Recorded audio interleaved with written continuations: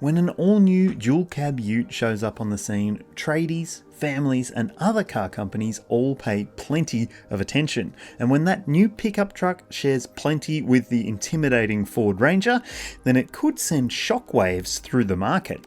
And that is exactly the case for the new second-generation Volkswagen Amarok, which has been revealed as anything but an identical twin to the new Ranger, despite the two sharing a lot. That's because the new Amarok and Ranger have been co-developed alongside each other, and while the Amarok doesn't share similar body panels or exterior styling features, it means the Aussie expertise that has shaped the new generation Ford Ute will flow through to the new Amarok. In fact, Volkswagen based a design team in Australia to work alongside Ford's Ranger team to help make these two utes stand apart. And considering Australia is currently the biggest market in the world for the VW Amarok, it stands to reason that the brand is hugely invested in making the second gen version a success. So what can Aussies expect when the new gen model launches in Australia? You're going to see a range of up to 5 different grades, and you can probably expect all of them to be dual cab pickups from launch. There may be other body styles like single cab and extra cab models, or possibly a cab chassis version, but those are still to be confirmed.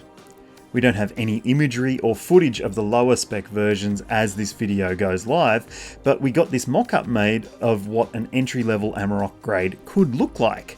And unlike the Ranger XL base model, the Amarok range will have LED lighting even on the cheapest versions. Above the base Amarok grade will be the Life and Style trim levels, adding bigger wheels, body colour bumpers and other extras, but all of those models will be slightly more work focused, like the old Core and Trendline versions.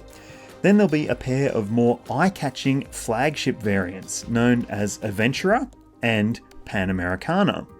Those are the two ones you'll see primarily in this video. The blue ute, which has more of a Ranger Wildtrak bent to it, is the Aventura, and it rides on 20-inch wheels, has the brand's Matrix LED headlights, and also features a sail plane on the tub, electronic roll-top cargo cover, and chrome exterior details to help it stand out. The other version at the top of the range is more of a rugged take on the top spec theme, with the Pan Americana adopting 18-inch black alloy wheels with all-terrain tyres, blacked out exterior highlights including a sports bar for the tub, dark bumper finish and the model-specific stickers on the doors. Inside, even the lower spec models will be offered with a digital instrument cluster and portrait-style multimedia system, with the entry-level models expected to have a 10-inch screen and the higher spec versions scoring a bigger 12-inch display with sat-nav. Volkswagen will fit an array of safety equipment as standard on all grades, including adaptive cruise control with road sign recognition, lane keeping assist, a reversing camera and parking sensors.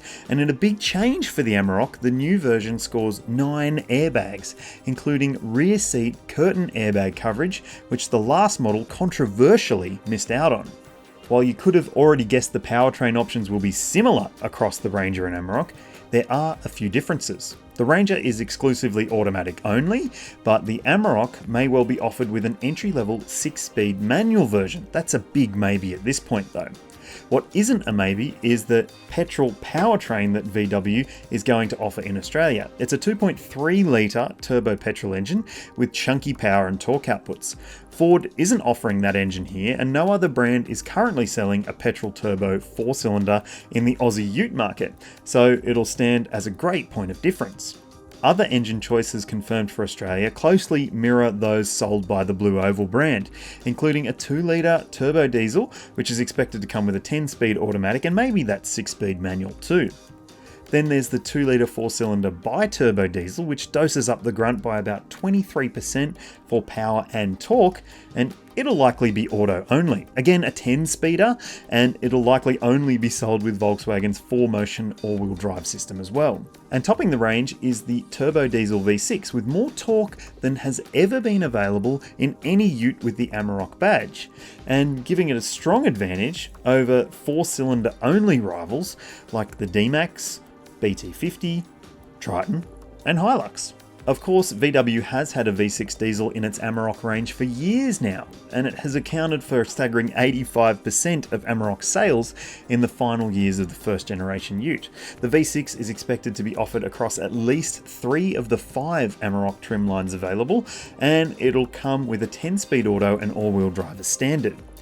Maximum brake towing capacity is slated to be 3.5 tonnes for diesel models, but the capacity of the petrol version remains unknown at this point. We also don't know the official combined cycle fuel consumption for the Amarok model range, but the brand has confirmed that all models will run an 80-litre fuel tank, and diesels get an almost 50% larger AdBlue tank as well. Are you excited to see what the new Amarok offers up when it arrives in Australia in early 2023? Stay tuned for more information, including pricing, full detailed specifications, and official imagery of the Amarok grades as all of that info comes to hand. Thanks for watching.